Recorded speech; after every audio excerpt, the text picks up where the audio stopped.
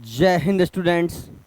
आज आपको मैं यूपीएससी सीएससी 2024-25 के लिए जो आपका मेंस एग्ज़ाम होने वाला है सितंबर 20 सितंबर से, और आगे के जो तैयारी कर रहे हैं, जो जिनका उम्मीद हो टारगेट हो कि 2025 वाले प्री एग्ज़ाम तैयारी करना चाहते हो, तो एग्रीकल्चर से बहुत सारे कॉन्सेप्ट क्वेश्चन इसमें पूछे जाते हैं, जिसमें आज आपको मैं एग्रीकल्चर कृषि से जुड़े हुए सारे फैक्ट, जिसमें आपको बहुत कुछ पढ़ने को मिलेगा। इसमें आपको मैं बताऊं तो यदि आप एग्ज़ाम के पॉइंट ऑफ व्यू से कहेंगे तो एग्रीकल्चर से लगभग 40% क्वेश्चन आज के ये एग्ज़ाम के दौर में आ रहे हैं, जिसमें आपको एग्रीकल्चर के बहुत सारे फैक्ट पढ़ने होंगे। जैसे सामान्य क्वेश्चन इसमें कपास पूछा जाता है, जूट पूछा जाता है, गेहूं, चावल, मक्का, ज्वार, बाजरा, रागी, तिलहन इत्यादि क्वेश्चन आमतौर पे पूछे जाते हैं। तो आज की क्लास में मैं आपको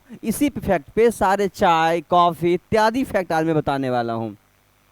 तो प्यारे बच्चों, यदि सपना साकार करना है आईएएस बनने का, तो इस सीरीज को आप ज्वाइन करें। ये आपका आगाज सीरीज है और जिसमें आज आपको बहुत कुछ जिसमें पढ़ने वाले हैं। और यहाँ पर आप यदि देखेंगे तो आपके लिए अच्छे अच्छे कॉन्सेप्ट क्या क्या लिए गए हैं, उसे आपको ध्यान देना है।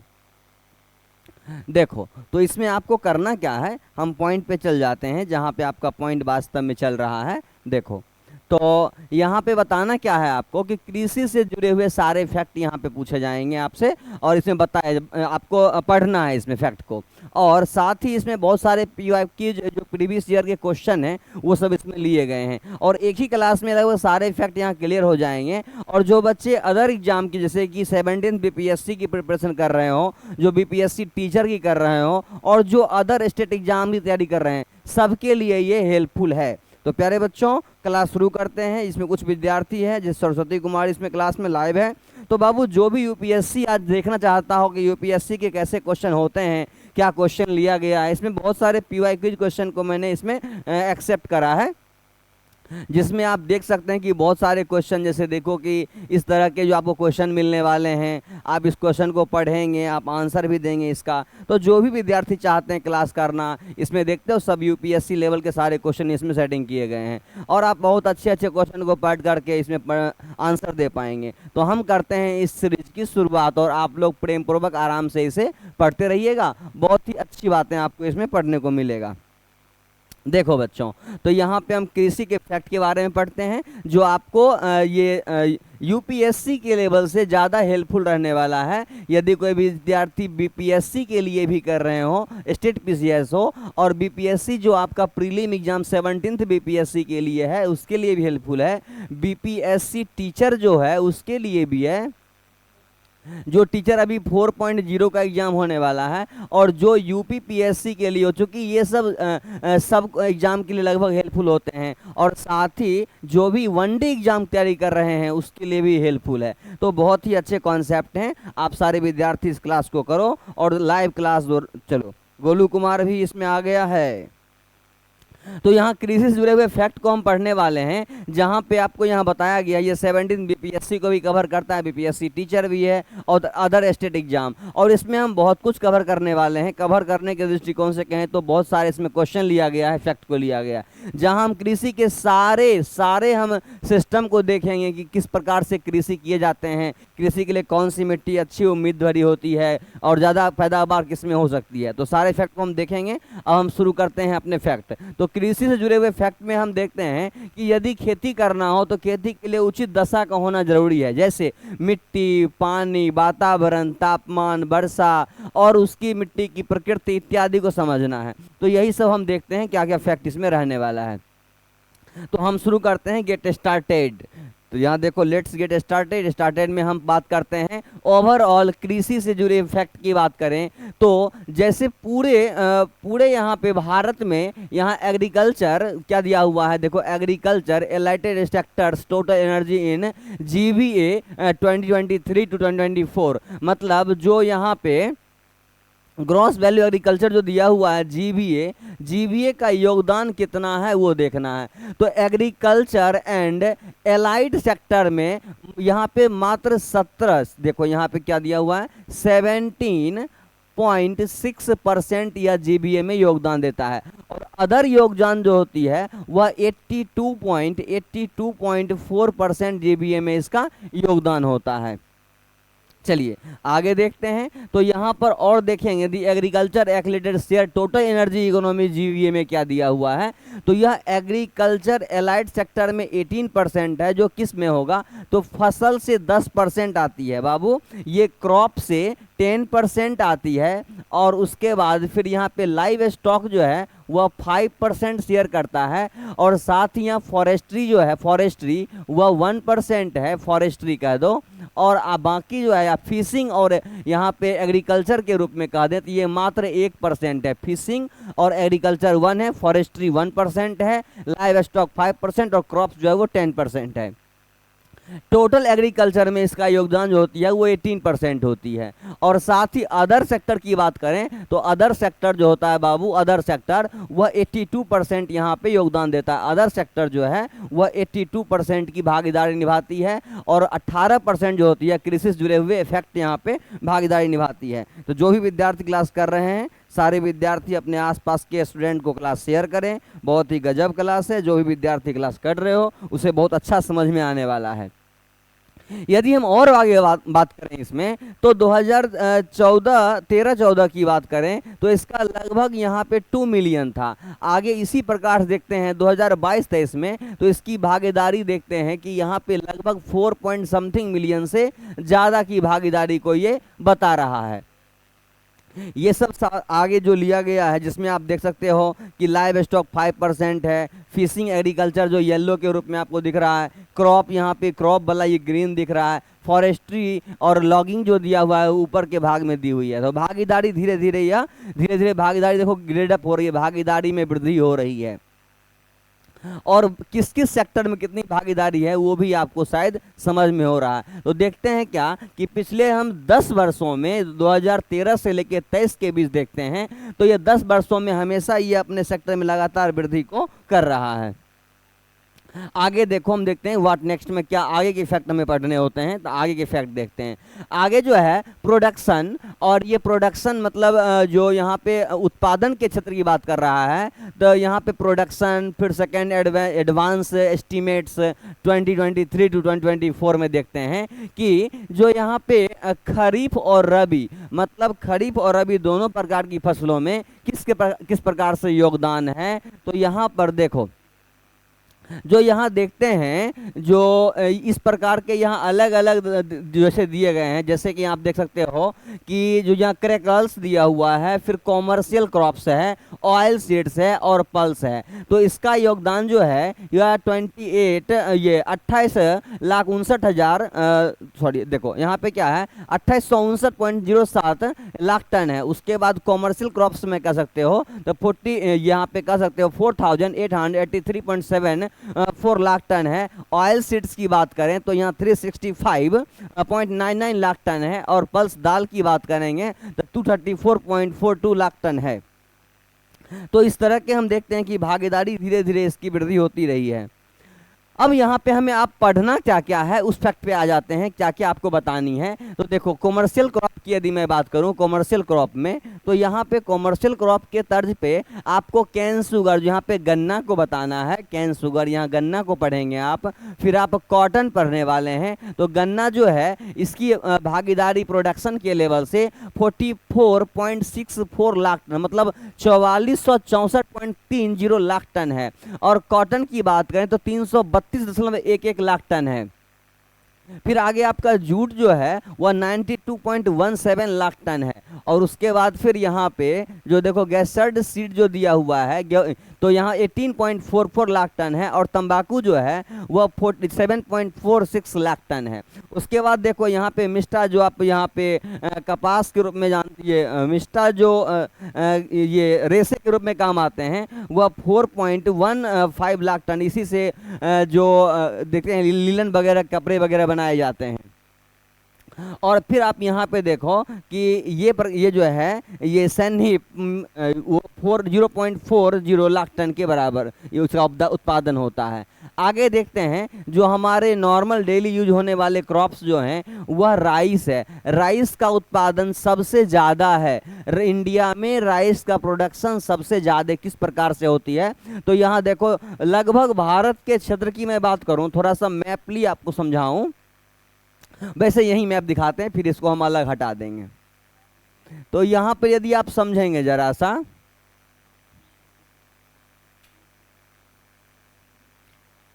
यहाँ देखो यदि मैं कहूँ कि इस मैप में आपको फसल के रूप में बताऊँ तो दक्षिण भारत जो है, यदि मैं इसमें भारत को दो भाग में डिवाइड कर पाऊँ तो इधर की ओर जो होते हैं ना वो दो दो तीन तीन बार चावल की फसलें उगाई जाती है। मतलब हर 4 महीने पे एक बार चावल की फसल। तो सबसे ज़्यादा प्रोडक्शन चावल दक्षिण भारत में होती है। उसके बाद यदि हम बांटें तो ये पश्चिम बंगाल वाला जो क्षेत्र है उधर भी चावल की ठीक ठाक खेती की जाती है। इस वाला भाग में ज़्यादा मात्रा में गेहूं और कम मात्रा में चावल होती है। इस वाला भी कुछ भाग होते हैं वहां पे पर्याप्त मात्रा में। तो कहने का मतलब है चावल जो है 60 to 65% एरिया में पर्याप्त मात्रा में चावल की खेती की जाती है, जिस वजह से चावल का जो प्रोडक्शन रेट है वह 12.3 सॉरी यहाँ देखो ये 1200 चावल की प्रोडक्शन देखोगे तो 1238.15 लाख टन है। कहने का मतलब 1238.15 लाख टन इसकी प्रोडक्शन रेट है।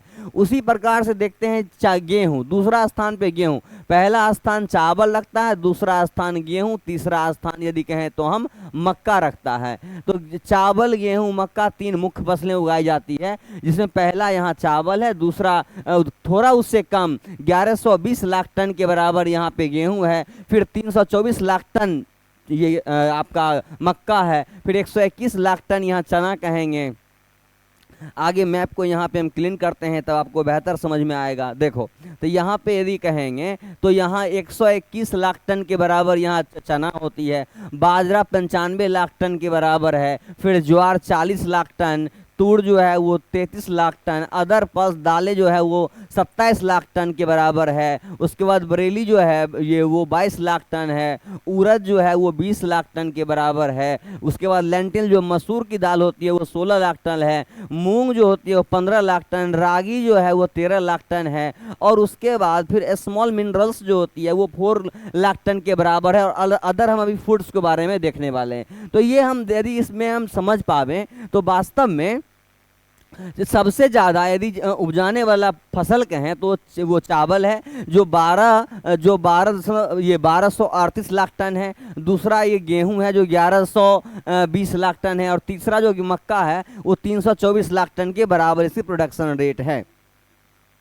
चलिए अब आगे बढ़ते हैं। आगे जो दी हुई है बहुत सारे ऐसे अदर यहाँ पे ऑयल सीड्स दिए हुए हैं। तो ऑयल सीड्स के बारे में यदि हम कहें तो ये लाख टन के बारे में दिया हुआ है। जैसे यहाँ मस्टर्ड ऑयल कह सकते हैं, सरसों का तेल जो है 126 लाख टन के बराबर है, सोयाबीन उससे थोड़ा कम 125 लाख टन है। मतलब अब जो है ज़्यादा मात्रा में सोयाबीन यूज किया जाता है, कम मात्रा में ये मस्टर्ड ऑयल का प्रयोग करता है। लेकिन प्रोडक्शन रेट की बात करेंगे तो ऑयल ये जो मस्टर्ड ऑयल है वो ज़्यादा मात्रा में प्रोडक्शन रेट है, जबकि ये सोयाबीन जो है वो कम मात्रा में है।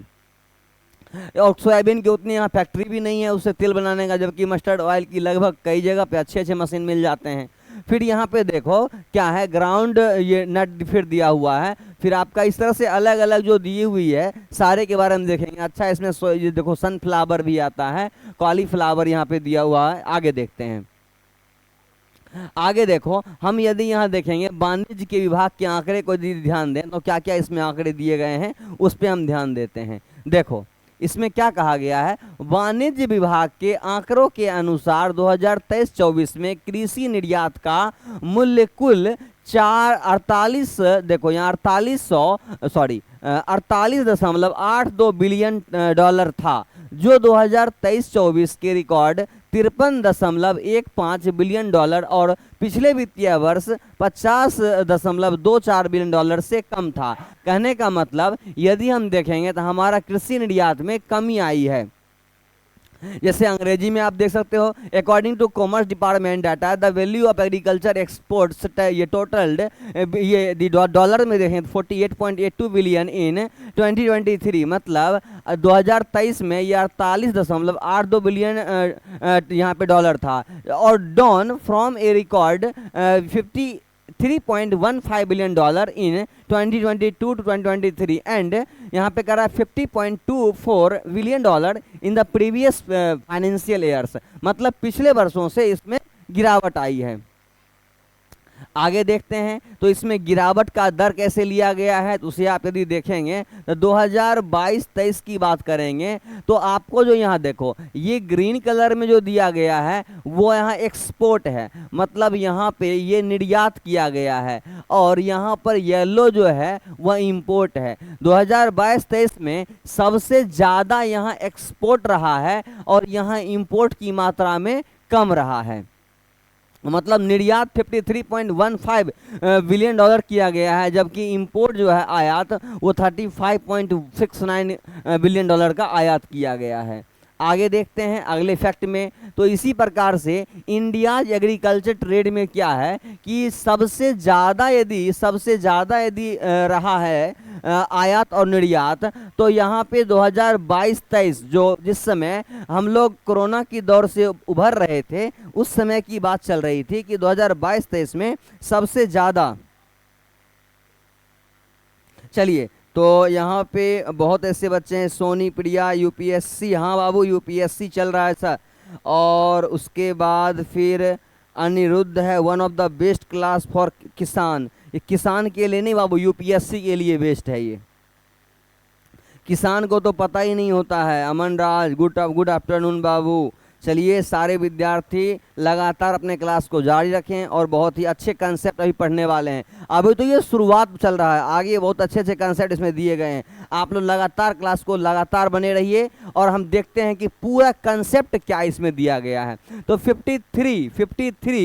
53.2 बिलियन डॉलर जो था वह सबसे ज़्यादा एक्सपोर्ट यहाँ पे रहा है 2022-23 में, और इंपोर्ट 35.7 रहा है, और जबकि उसके अगले साल में इसमें कमी आ गई है।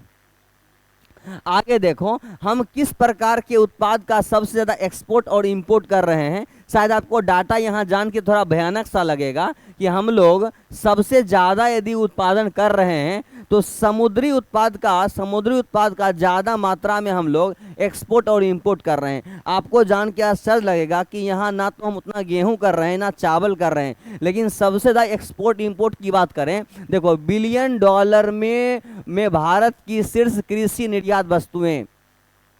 यदि मैं गांव की बात करूं या किसान की बात करूं तो उन्हें कृषि कहने में लगता है कि खेती और खेत में उपजने वाले सारे प्रोडक्ट, लेकिन कृषि में मछली पालन भी आ जाती है, कृषि में वहाँ पे मुर्गी पालन का भी योगदान ले लेते हैं हम, जो कॉमर्शियल फ्रॉड्स के रूप में आती है। तो यहाँ देखो समुद्री उत्पाद सबसे नंबर 1 यदि कोई स्थान रखा है तो बाबू वो समुद्री उत्पाद है, और समुद्री उत्पाद जो है वह 2021-22 देखोगे, 22-23 देखोगे और 23-24 देखोगे, तो बाबू समुद्री उत्पाद जो है 2000 यदि हम 21-22 जो लॉकडाउन का अहम पल चल रहा था उसमें 7,772 मिलियन डॉलर का यहाँ पे एक्सपोर्ट रहा था, 7,772 मिलियन डॉलर का यहाँ एक्सपोर्ट रहा था।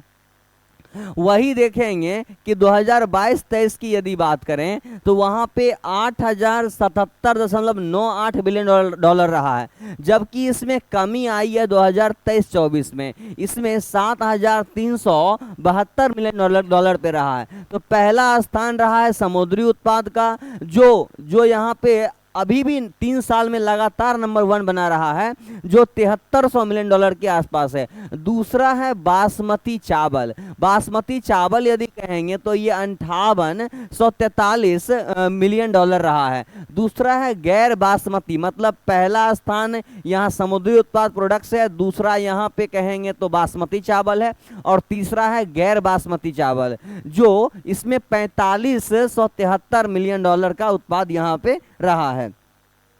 आगे देखते हैं मसाले। तो भले कहता है कि भारत मसाले में नंबर 1 स्थान रखता है, लेकिन मसाले देखो यहाँ नंबर 4 स्थान है। नंबर 1 यदि हम कह दें भारत आयात और निर्यात करने वाला है, तो वो एक्सपोर्ट, भारत में शीर्ष कृषि निर्यात, मतलब ये एक्सपोर्ट रहे बाबू, एक्सपोर्ट रहा है ये। तो भारत में नंबर 1 यदि एक्सपोर्ट की बात करें तो यहाँ पे सी प्रोडक्ट रहा है, समुद्री उत्पाद रहा है। दूसरा यदि कहें तो बासमती रहा है, तीसरा गैर बासमती, चौथा मसाले है। मतलब हम मसाले में चौथा स्थान है, जबकि समुद्री उत्पाद में पहला स्थान पे हैं।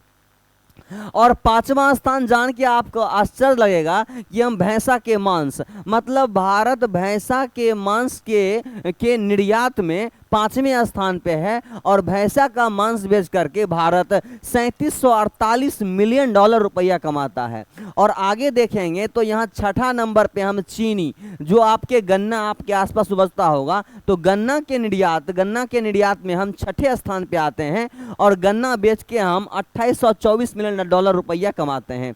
वही यदि करें भारत में सब्जी की बात करें, सब्जी जिसमें आपको सब्जी में बहुत आपको जैसे बिहार हो जाएगा, जैसे यूपी हो जाए, और ऐसे आसपास के 3-4 और अच्छे अच्छे राज्य हैं जहां पर सब्जी नंबर 1 नंबर 2 स्थान पे आता है।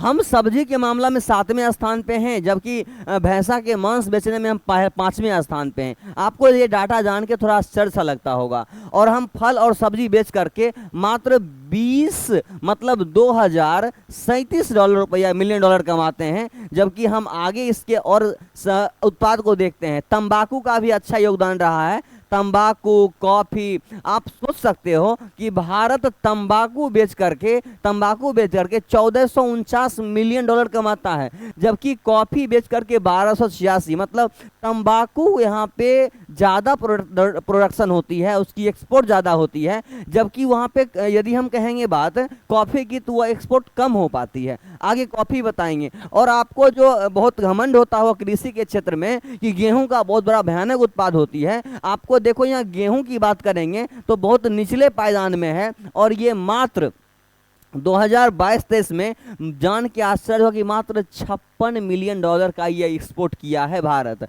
मतलब जितना उपजाया है उसका अधिकांश भाग ये खुद ही खा गया है। मतलब भारत खुद ही अपनी पूर्ति करने में व्यस्त रहता है, तो ये एक्सपोर्ट क्या कर पाएगा। तो यदि हम इसमें देखते हैं कि ये कुल फसल का जो है, तो यहाँ कहेंगे कि 4,88,021, यहाँ देखोगे क्या है, यहाँ 48, देखो यहाँ पे क्या है, 48,821 है, 4 लाख नहीं, 48,821 मिलियन डॉलर का यहाँ पे इसका एक्सपोर्ट रहा है। तो ये वही आपको यहाँ अंग्रेजी में दी गई है। अगले फैक्ट में देखेंगे तो हम देखते हैं वनस्पति तेल, और फिर आपका ताजा फल, दाल, मसाले, काजू, कच्चा कपास, उसके बाद प्राकृतिक रबर और कुल। तो ये सब जो है यह भारत के कृषि आयात में कहेंगे तो हम सबसे ज्यादा यदि सामान खरीदे हैं बाबू, तो वो हम वनस्पति तेल कहने का मतलब आप डालडा कह सकते हो, फॉर्च्यून तेल कह सकते हो, और जो भी घरेलू यूज करने वाले जो फास्ट फूड, जंक फूड में यूज होते हैं ऑयल, तो वही तेल। और तेल का हमने बहुत भयानक हमने इंपोर्ट करा है, जो इंपोर्ट के रूप में कहेंगे 14,871 मिलियन डॉलर का हम यहाँ पे इंपोर्ट किए हैं। ताजा फल के रूप में हम 2734 मिलियन डॉलर का इंपोर्ट किए हैं। दाल के मामले में हम 2746 मिलियन डॉलर का इंपोर्ट किए हैं। और आगे देखें मसाले भी हम इंपोर्ट कर रहे हैं। ऐसा नहीं कि भारत विश्व गुरु है, मसाला सब देश को यही सप्लाई करता है। इंपोर्ट के मामला में हम कहेंगे मसाले में तो ये 1455 मिलियन डॉलर का कर रहा है, और काजू 1431 है, का कपास की मात्रा में 598 आप देखते हो, प्राकृतिक रबर के मामले में 739 मिलियन डॉलर का ये इंपोर्ट, और कुल यहाँ पे कहेंगे तो यहाँ पे देखते हैं 32,870 मिलियन डॉलर का ये इंपोर्ट कर रहा है। आगे देखो, आगे अब क्या है, प्रमुख फसलें। अब यहाँ पे टॉपिक आती है कि मेन क्रॉप्स, भारत जो है वह मेन क्रॉप्स कौन कौन सा यहाँ पे इंपोर्ट और एक्सपोर्ट करने की बात कर रहा है। तो जो भी विद्यार्थी यूपीएससी की तैयारी में लगे हुए हैं जो भी विद्यार्थी यूपीएससी की इच्छा रखते हैं और वनडे एग्जाम के बारे में आप देखते हैं तो वो सारे फैक्ट आपको आज मिलेंगे। आपको जिसे दिख रहा होगा बाबू, ये यूपीएससी सीएससी 24-25 जो टारगेट कर रहे हैं, 17th बीपीएससी कर रहे हैं और बीपीएससी 4.0 टीचर कर रहे हैं, सबके लिए ये इंपॉर्टेंट है। चलो, पीहू कुमारी, अनुप्रिया और अमित कुमार, चलिए बहुत अच्छी बात है बाबू।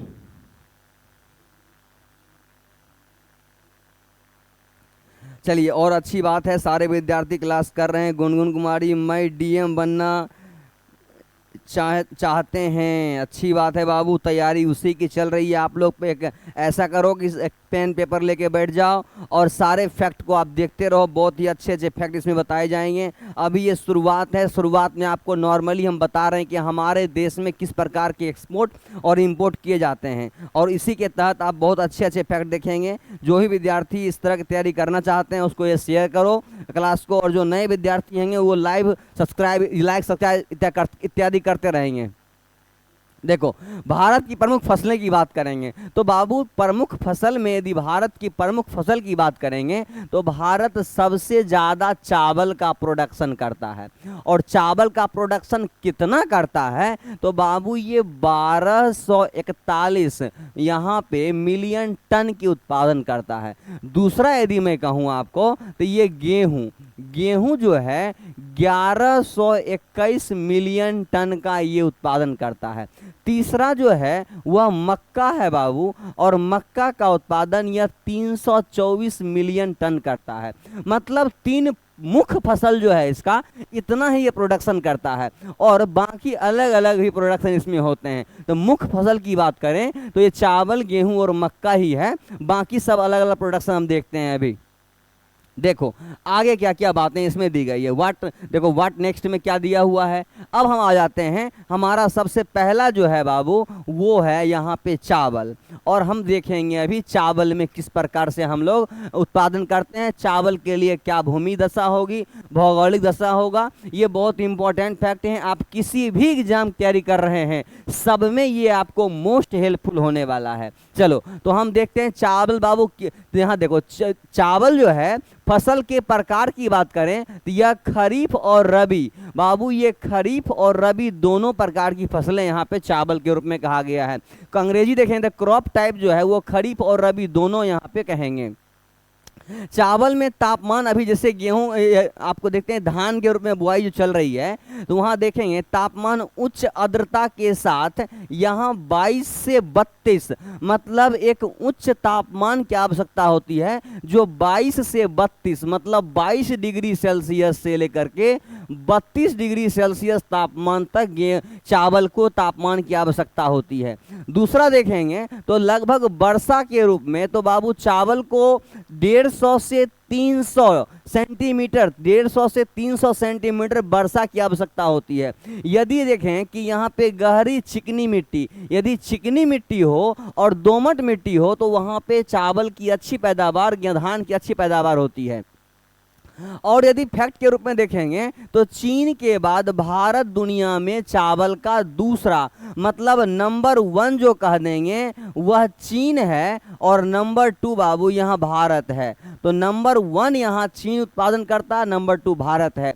और इसके लिए उचित दशा की यदि बात करें तो भारत में चावल की खेती के तहत दुनिया का सबसे बड़ा क्षेत्र है। मतलब चावल के क्षेत्र की बात करें तो भारत वैसा क्षेत्र है जिसके पास दुनिया का, पूरी दुनिया में जितना जमीन है उसका सबसे बड़ा भाग चावल के प्रोडक्शन होते हैं। यदि मैं मैप में आपको थोड़ा सा ओवरलैप कर ये दिखा पाऊँ आपको तो देखो, यदि मैं कहूं कि यहाँ पे चावल के बारे में प्रोडक्शन के लिए आप देखोगे तो ये जो है लगभग आप इस तरह से देख सकते हो।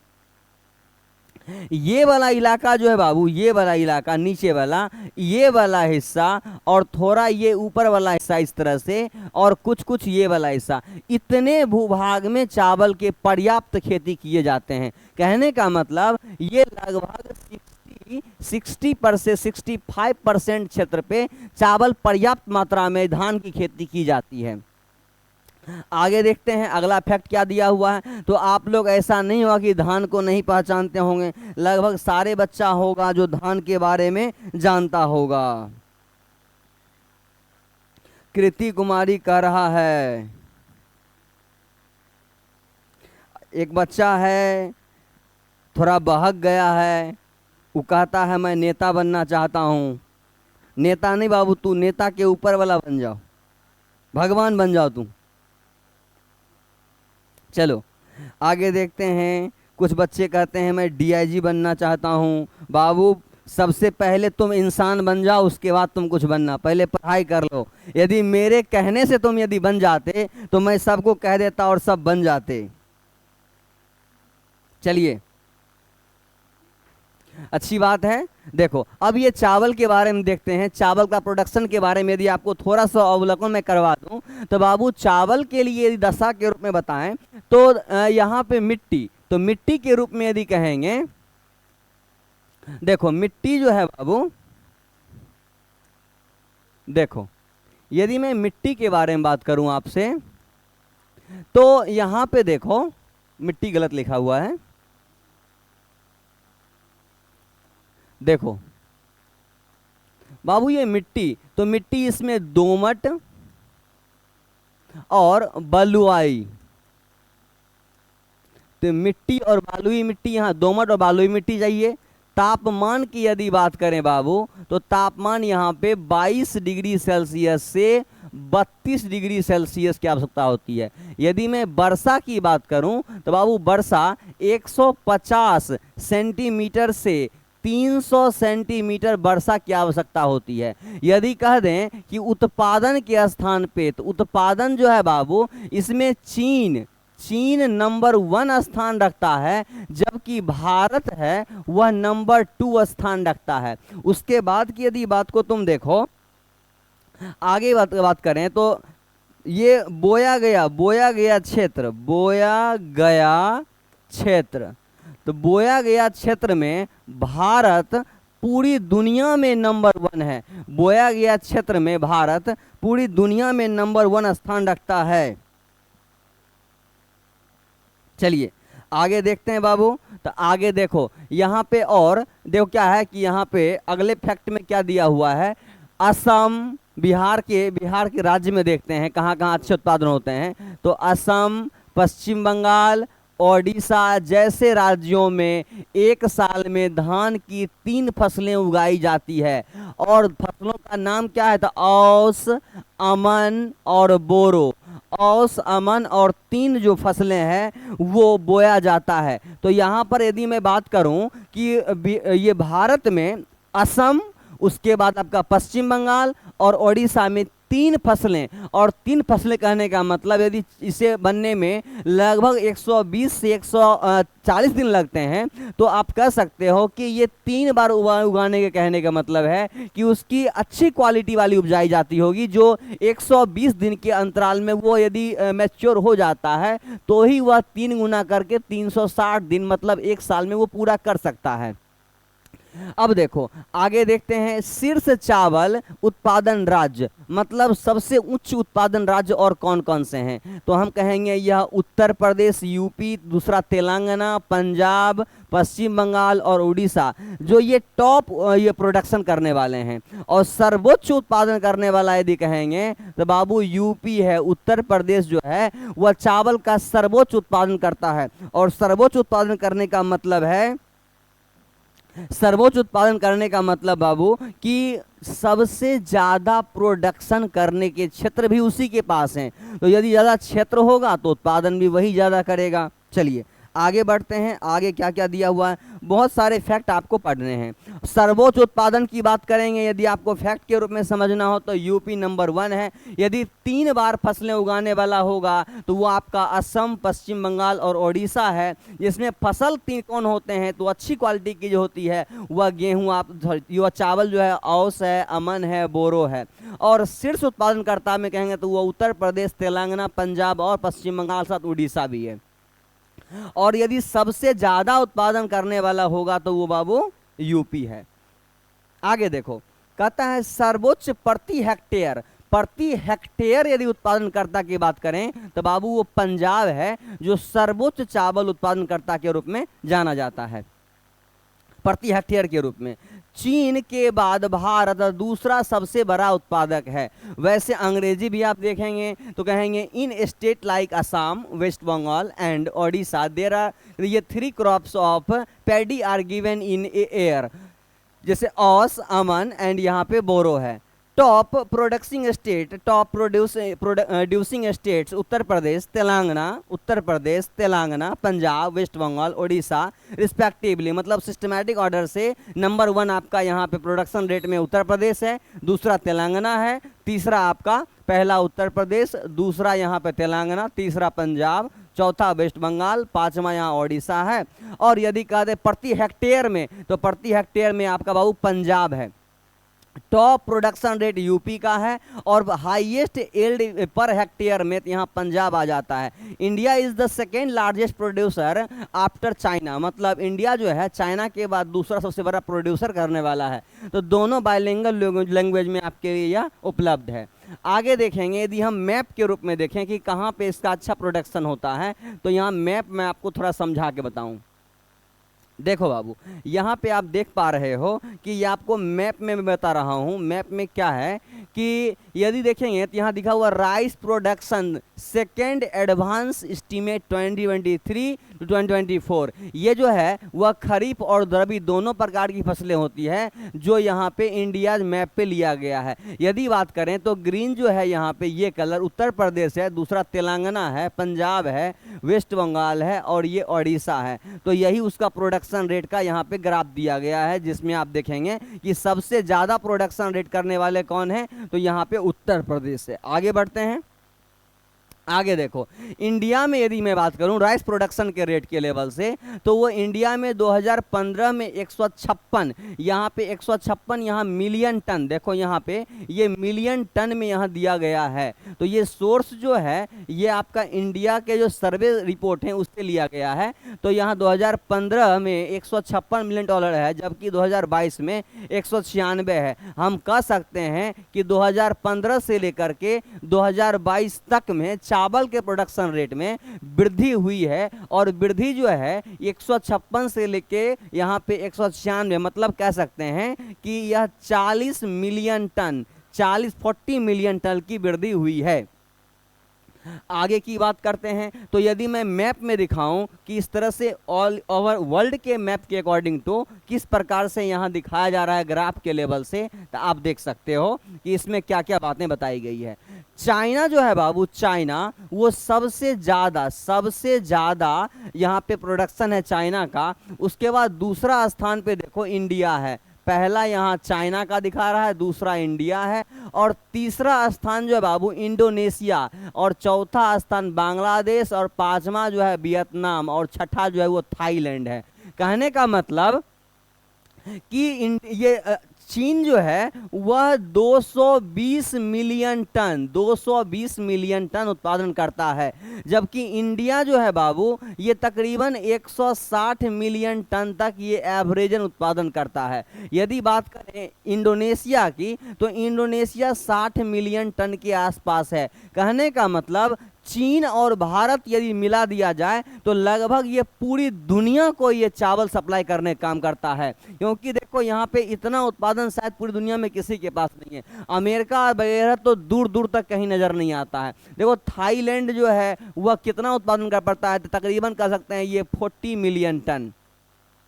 और सबसे ज्यादा यदि प्रोड्यूसर के रूप में गिना जाए तो बाबू वो चाइना है, और दूसरा रूप में यहाँ पे इंडिया है, थोड़ा कम ही अंतर है। पॉपुलेशन के रूप में कहेंगे तो इंडिया नंबर 1 है, तो उसके साथ उसके पास ज़्यादा मात्रा में बोया गया क्षेत्र भी है। तो कहने का तात्पर्य है कि आबादी जितना है उसके अकॉर्डिंग टू यहाँ पे उपज ठीक ठाक हो जाती है। आगे देखते हैं व्हाट नेक्स्ट में, नेक्स्ट टॉपिक क्या दिया हुआ है। तो बाबू यहाँ पे हमने चावल के बारे में बहुत कुछ पढ़ लिया। अब बताओ आप लोग जरा मुझे आंसर दो कि आप लोग से मैं आप लोग से क्वेश्चन पूछता हूँ। क्वेश्चन देखो, चलिए बहुत इसमें बच्चे कमेंट कर रहे हैं, किसी को प्रोफेसर बनना है, किसी को डॉक्टर बनना है, इंजीनियर बनना है, किसी को भगवान बनना है, किसी को प्रधानमंत्री बनना है, अच्छी बात है। आज के ही क्लास में आप सब बन जाएंगे। कुछ बच्चे बहुत बड़े बड़े बिजनेसमैन का नाम लेना चाहते हैं, मैं तो नाम लेना भी नहीं चाहता, आप सब उससे भी ऊपर हैं। चलिए आगे बढ़ते हैं। अब आ जाते हैं गेहूं। गेहूं के बारे में जरा ध्यान दो बाबू, गेहूं क्या क्या दिया हुआ है।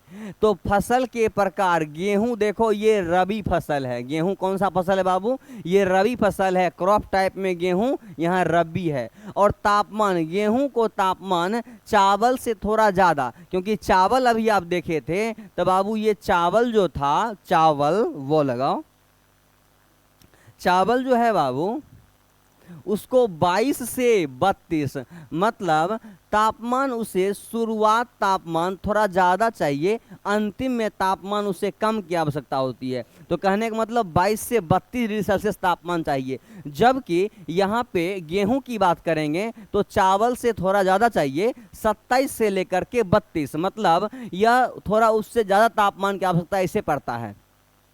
आगे देखते हैं वर्षा, तापमान यहाँ देखो वर्षा जो है 50 से 100, मतलब यदि चावल से कंपेयर करेंगे तो चावल में वर्षा जो है वह 150 से लेके 300 सेंटीमीटर वर्षा की आवश्यकता होती है। जबकि गेहूं में मात्र 50 से 100, गेहूं में मात्र 50 से 100 सेंटीमीटर की वर्षा की आवश्यकता होती है। आगे देखेंगे मिट्टी, तो जलोढ़ दोमट दोनों मिट्टी इसके लिए पर्याप्त है, क्योंकि ये मिट्टी की कमी के प्रति कम संवेदनशील होती है। कमी नहीं हो बाबू, ये यहाँ पे नमी होगा, क्योंकि ये मिट्टी नमी के प्रति कम संवेदनशील होते हैं। देखो यहाँ अंग्रेजी दिया एलुवल सॉइल, और उसके बाद loamy soil, as they are less sensitive to the soil ये डिप्लेशन, वह ये अच्छा जो मिट्टी की क्षरण होती है उसके प्रति ये कम जिम्मेवार होते हैं। आप लोग को शायद पता होगा कि गेहूं का फसल कैसे बोया जाता है, क्योंकि हम सब कहीं ना कहीं एक तरह से ग्रामीण क्षेत्र से और किसी कृषि परिवार से बिलोंग करते हैं। तो शायद ऐसा ना हो कोई बच्चा कि सर मुझे गेहूं नहीं पता है, तो देख सकते हो यही आपका गेहूं की फसलें हैं। और गेहूं के फसल के रूप में यदि मैं एक ओवरऑल आपसे पूछ पाऊँ तो इसके लिए बाबू, गेहूं के लिए तापमान, थोड़ा सा मुझे आप लोग आंसर दीजिएगा। तापमान की मैं बात करूं तो गेहूं में तापमान 27 से 32 तक की आवश्यकता होती है। गेहूं में तापमान 27 डिग्री सेल्सियस से 32 डिग्री सेल्सियस। यदि मैं वर्षा की रेनफॉल की बात करूं तो बाबू ये 50 से 100 सेंटीमीटर की वर्षा की आवश्यकता होती है। यदि मैं मिट्टी की बात करूं तो मिट्टी बाबू ये दोमट और कह सकते हैं क्या, जो बालुई मिट्टी इसके लिए ही पर्याप्त है।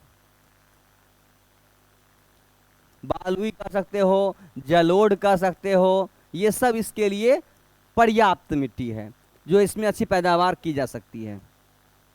आगे देखते हैं, यदि हम देखें गेहूं की किस्म के बारे में तो किस्में यहाँ दिया हुआ कल्याण सोना सबसे उत्तम क्वालिटी का गेहूं है, फिर सोनालिका, हीरा, ये सब जो है इसकी वेराइटीज है। और वेराइटी में आपका कल्याण सोना, सोनालिका, हीरा, फिर आपका जो अलग अलग नाम है जैसे आप कह सकते हो यूपी 262 करके आती है, और अलग अलग जैसे श्री राम सीड्स नाम से जाने जाते हैं। तो अलग अलग कंपनियां इसके प्रोडक्शन के अकॉर्डिंग टू इसका नाम रखा है। हेमंत कुमार, ज्ञान संचार जीएस सेंटर जिंदाबाद। चलिए आप लोग जिंदाबाद के नारे लगा रहे हैं तो अच्छी बात है।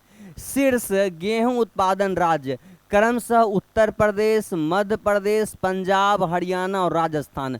बाबू जो सबसे ज़्यादा गेहूं प्रोडक्शन करने वाला यदि राज्य माना जाएगा तो वो उत्तर प्रदेश है। गेहूं में भी उत्तर प्रदेश नंबर 1 स्थान पे रखता है, चावल भी है, लेकिन प्रति हेक्टेयर चावल कहेगा तो वो पंजाब है।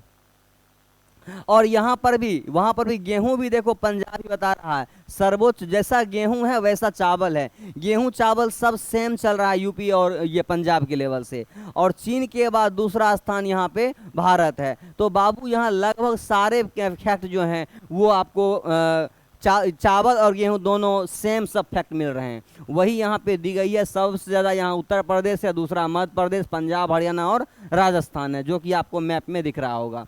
यदि मैं यहाँ पे ग्राफ के रूप में बताऊं तो चीन जो है बाबू वो लगभग 135 मिलियन टन 135 मिलियन टन गेहूं का उत्पादन करता है। तो भारत के बारे में कहेंगे तो लगभग यह 100 मिलियन टन, लगभग भारत 100 मिलियन टन यहाँ पे गेहूं उत्पादन करता है, जबकि 160 मिलियन टन ये चावल। गेहूं जो है बाबू आपको जान के आश्चर्य होगा, सब रोटी ही खाना पसंद करते हैं, भारत उतना प्रोडक्शन नहीं करता है। भारत मात्र 100 मिलियन टन, लगभग 100, इतना पार नहीं करता, उसके नीचे ही है, 100 मिलियन टन से कम ही उत्पादन करता है। जबकि मैं चावल के बारे में बात करूं तो भारत चावल के उत्पादन में 160 मिलियन टन है। चाइना भी यहाँ पे पीछे छूट रहा है, ये भी 135 मिलियन टन ही है, जबकि चावल में यह 230 मिलियन टन के आसपास पहुंच जाता है। तो बाबू आप लोग यदि देखेंगे तो चावल में भारत नंबर 1 स्थान, सॉरी, चावल में उत्पादन में भारत का सबसे सर्वोच्च यदि फसल कहेंगे, सबसे ज़्यादा पैदावार वाला कहें तो चावल है, दूसरा में यहाँ गेहूँ है। आगे बढ़ जाते हैं, अगला यहाँ ग्राफ के रूप में देखेंगे तो जैसे देखो यह कॉटन का आपको दिया हुआ है, आगे आपको दिखाना था। इस पे कुछ क्वेश्चन दिए गए हैं जो यहाँ पे ये यूपीएससी लेवल के क्वेश्चन में एग्जाम दिए गए हैं, और वो आप देखो 2020 के एग्जाम के क्वेश्चन हैं। तो क्वेश्चन कैसा है जरा ध्यान देते हैं। यहाँ पे क्वेश्चन आप लोग को शायद दिख रहा होगा, थोड़ा सा इसे जूम आउट कर दो। यहाँ पे देखो क्वेश्चन, देखो क्या है, देखो 87 क्वेश्चन है। कह रहा है कि यह फसल उपोष्ण प्रकृति की है, इसके लिए कठोर पाला हानिकारक है, विकास के लिए कम से कम 210 दिन पाला रहित दिवस, 50 से 100 सेंटीमीटर वर्षा की आवश्यकता पड़ती है, हल्की सुअववाहित मृदा जिसमें नमी धारण करने की क्षमता हो, उस खेती के लिए आदर्श रूप में अनुकूल है। यह फसल कौन सी है? अब बताओ आप लोग, यहाँ पे कह रहा है कि सबसे ज़्यादा मात्रा में इसे धूप चाहिए और उसके बाद कम मात्रा में पानी चाहिए, नमी भी कम मात्रा में हो। तो ऐसे फसल यहाँ पे गेहूं से तापमान तो मिल रहा है, लेकिन एक आध दो फैक्ट नहीं मिल रहे हैं। तो नहीं मिलने के कारण बाबू ये कपास है, और अभी आपको मैं कपास पढ़ाया नहीं हूँ, कपास कॉन्सेप्ट मैं आगे बताने वाला हूँ। आगे देखो ये एनडीए का पूछा हुआ क्वेश्चन है, जो यहाँ पे एनडीए में क्वेश्चन, ये सब आपको मैं बताया तो अभी नहीं हूँ क्योंकि ये कपास आपको नहीं बताया हूँ। आ जाते हैं पहले हम गन्ना की ओर। देखो चावल और गेहूं हम पढ़ लिए हैं, अब आ जाते हैं गन्ना। तो गन्ना क्या है? शुगर केन जिसे हम कहते हैं। फसल का प्रकार खरीफ और रबी, पीछे जो क्वेश्चन है उसे मैं अंत में टॉपिक दे करके समझा दूंगा। फसल के प्रकार देखेंगे तो बाबू ये भी खरीफ और रबी है। तो खरीफ और रबी के कहने का मतलब आप देखोगे तो ये गेहूं भी है, सॉरी खरीफ और रबी में आप चावल देख रहे हो और दूसरा गन्ना देख रहे हो। तो खरीफ रबी दोनों मौसम में इसे अच्छी मात्रा में उपजाई जाती है।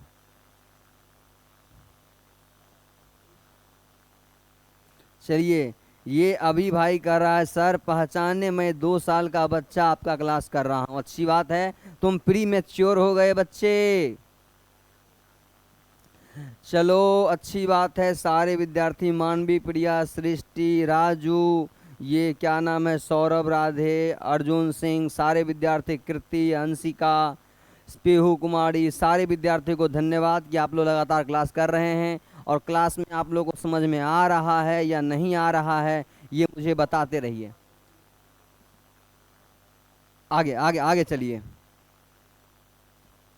देखो तापमान जो है यहाँ 20 से 26 डिग्री सेल्सियस के बीच है। तो temperature 20 to 26 degree Celsius temperature की आवश्यकता होती है।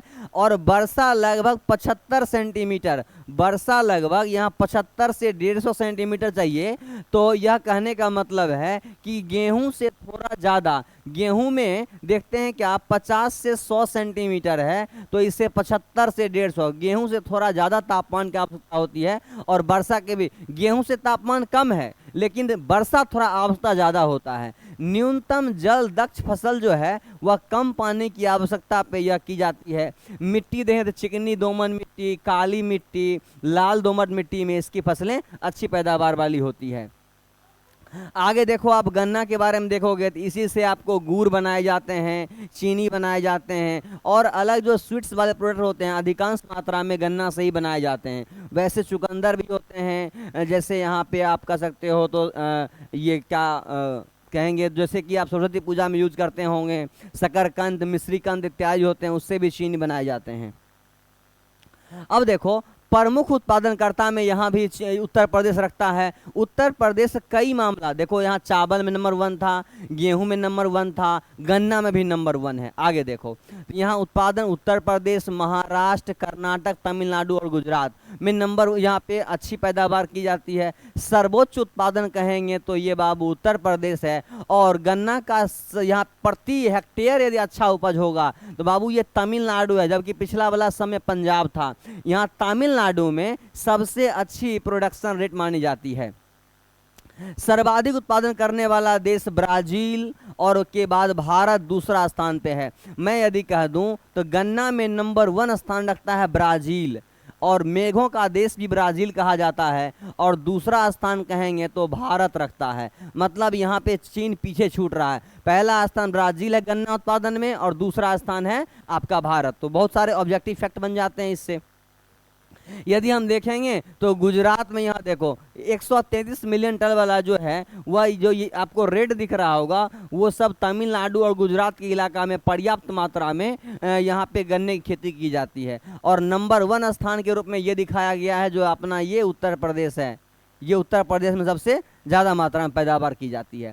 ग्राफ रेट में देखेंगे तो शुगर केन प्रोडक्शन रेट की बात करें, जो 2013 से लेके 22 के बीच में 10 वर्षों में गन्ने के उत्पादन में क्या वृद्धि और क्या कमी आई है उसके बारे में देखते हैं। तो देख लो, यहाँ 2013 में देखेंगे तो यह 341 मिलियन टन था, जबकि यही आगे देखेंगे 2022 में तो 439 मिलियन टन है। कहने का मतलब कि गन्ना उत्पादन में दिन प्रतिदिन इंडिया विकास की ओर बढ़ रहा है। और ये ग्राफ हमें दिखाता है 2017 एक ऐसा दौर था जो अपने ये एवरेज रेट से नीचे आ गया था, और 2022 में अपने एवरेज रेट से अच्छी पैदान पे है, और यह अच्छा पैदावार भी आसपास लगभग 100 मिलियन टन की बात करेंगे तो इसकी वृद्धि हुई है। तो क्वेश्चन कहा जाएगा कि पिछले 10 वर्षों में गन्ना उत्पादन में भारत में वृद्धि हुई है या कमी हुई है। बाबू 100 मिलियन टन की वृद्धि हुई है, ये साधारण आंकड़ा नहीं है, कितना तो देश इसके पीछे उत्पादन में होगा।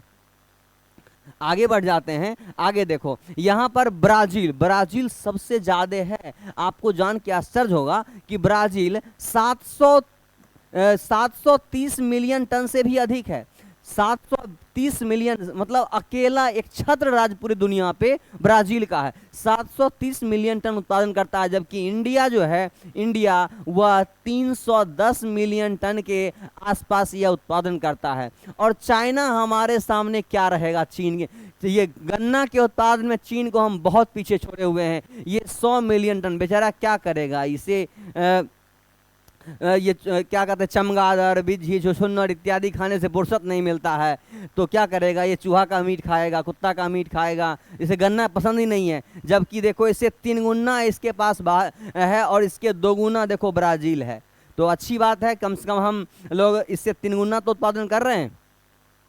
आगे देखो, अब हम देखते हैं फिर से अगले यूपीएससी के नेक्स्ट क्वेश्चन की ओर बढ़ जाते हैं। अगला क्वेश्चन क्या कह रहा है कि 57 नंबर, निम्नलिखित में से कौन सी फसल न्यूनतम जल दक्ष है वाली फसल है।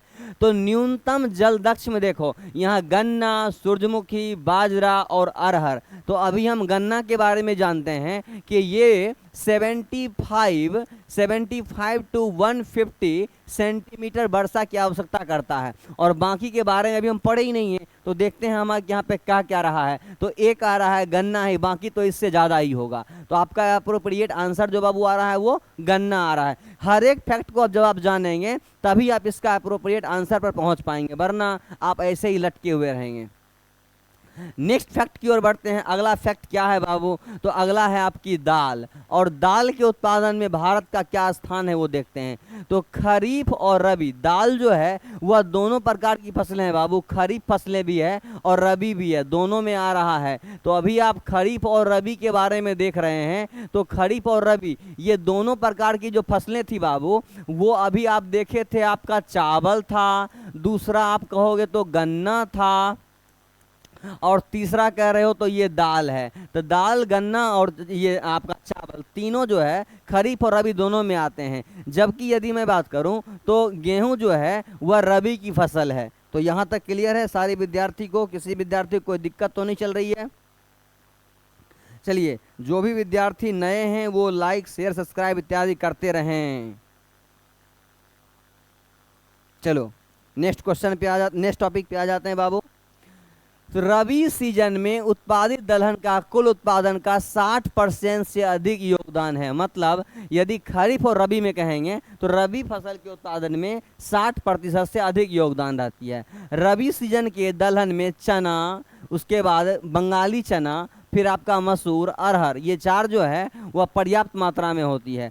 खरीफ सीजन की दलहन में मूंग, ये रबी का था, खरीफ में देखेंगे तो यहाँ पे मूंग, हरा चना, उड़द, काला चना और उसके बाद तूर, जिसे हम अरहर दाल के रूप में जानते हैं। तो रबी में कहेंगे तो चना, मसूर और अरहर है। जबकि यदि रबी में कहेंगे तो चना, मसूर, अरहर। जबकि खरीफ में बात करेंगे तो उड़द और तूर है, यहाँ पे काला चना की बात करते हैं। ऐसे क्वेश्चन भी आएंगे। इस प्रकार से आप देखते हैं दलहनी पौधे की फसलें की जाती है और किस प्रकार से उत्पादन होता है वो भी हम देखते हैं।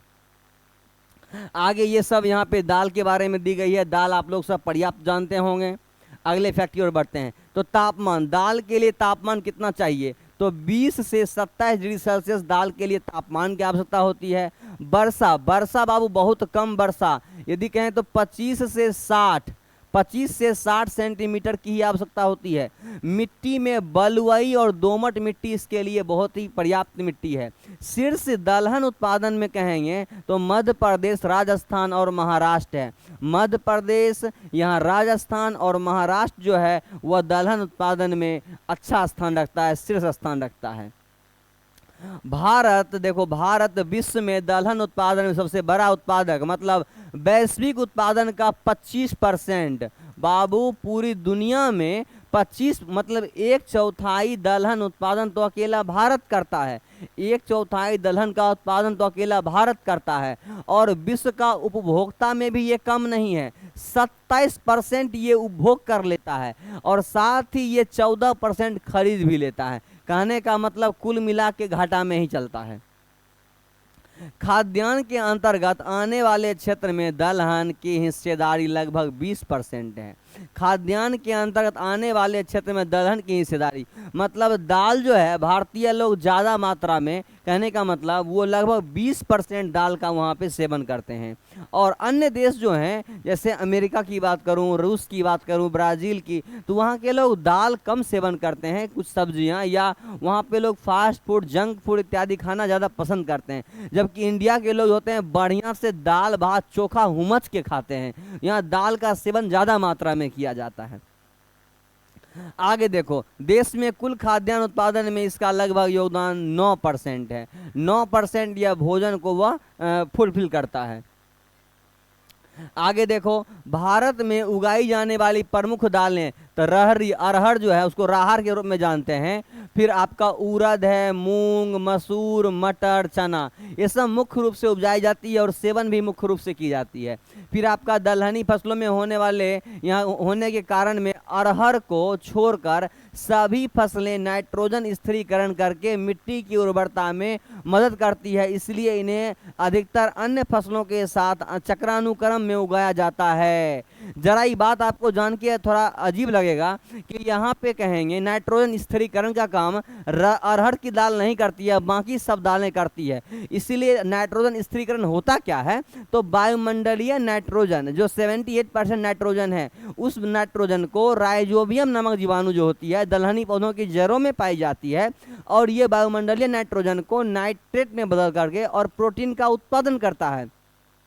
तो इसके लिए भी ये महत्वपूर्ण है, और साथ ही यह ह्यूमस का भी काम करता है, जिस वजह से इसके फसल चक्र में ज़्यादा महत्वपूर्ण योगदान इसका रहता है। आगे बढ़ जाते हैं, अगले टॉपिक की ओर बढ़ेंगे, और जो विद्यार्थी प्रॉपर क्लास कर रहे हैं, चलिए आगे बढ़ते हैं। चना सबसे प्रमुख दलहन जिसकी कुल उत्पादन में हिस्सेदारी लगभग 40% है। मतलब चना सबसे ज़्यादा, और जितने सारे स्वीट्स बनाए जाते हैं, जैसे आप कह सकते हो लड्डू की बात कर लो, या फिर आप यहाँ बुनिया की बात करो, और अच्छे अच्छे जो पकवान होते हैं उसमें चना का बहुत बड़ा योगदान होता है। चना का योगदान बिहार के लिट्टी चोखा में प्रयोग किया जाता है। आप और अलग अलग तरह के बहुत सारे से व्यंजन होते हैं जिसमें चना का योगदान पर्याप्त मात्रा में होता है। तो यह कुल 40% भागीदारी निभाता है। तूर अरहर की भागीदारी 18% है। उड़द और मूंग की भागीदारी 10% है। और मध्य प्रदेश का बुंदेलखंड मसूर का कटोरा कहा जाता है। कहने का मतलब दलहन का कटोरा के रूप में मध्य प्रदेश का बुंदेलखंड जाना जाता है। देश के कुल मसूर उत्पादन का लगभग 25% उत्पादन अकेले ये बुंदेलखंड कर देता है। मतलब कहेगा मसूर का कटोरा कौन है, तो बाबू वो बुंदेलखंड है।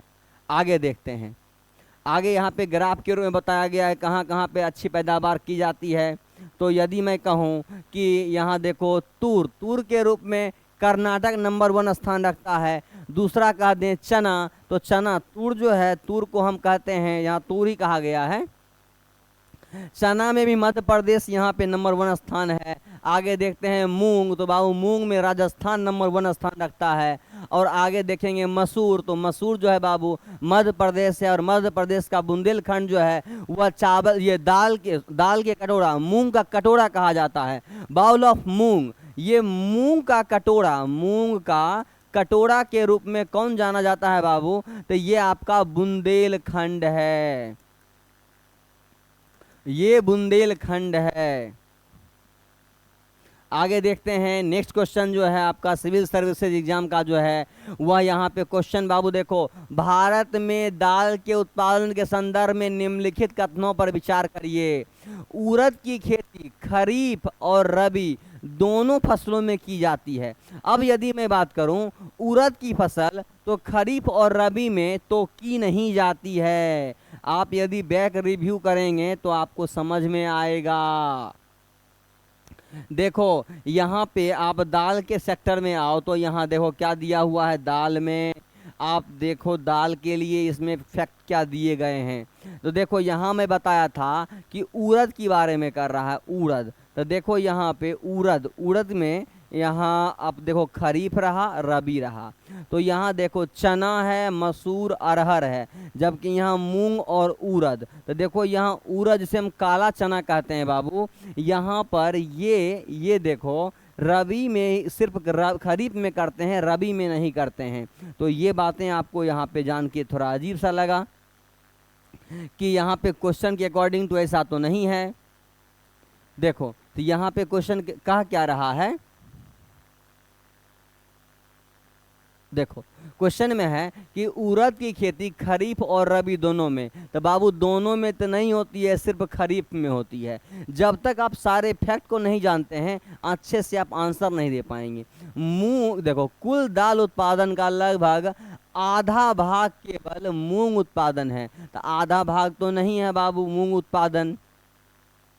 आगे देखते हैं कि पिछले दशकों में जहां खरीफ दालों का उत्पादन बढ़ा है, वहीं रबी दालों का उत्पादन घटा है। तो यहाँ पर भी आपको यहाँ थोड़ा कन्फ्यूजन क्रिएट कर रहा है। तो कन्फ्यूजन के आगे हम देखते हैं कि यहाँ पे कहा क्या रहा है कि ये दोनों फसलें इसमें उगाई जाती है। वास्तव में निम्नलिखित में से कौन सा सही है, तो खरीफ और रबी भले उसमें ऑप्शनल लेवल नहीं हो, लेकिन यहाँ उड़द दाल को हम काला चना कहते हैं। उड़द दाल को बाबू काला चना कहते हैं, और काला चना होने के नाते इसे दोनों माह में उपजाए जाते हैं, खरीफ और रबी दोनों में उगाते हैं।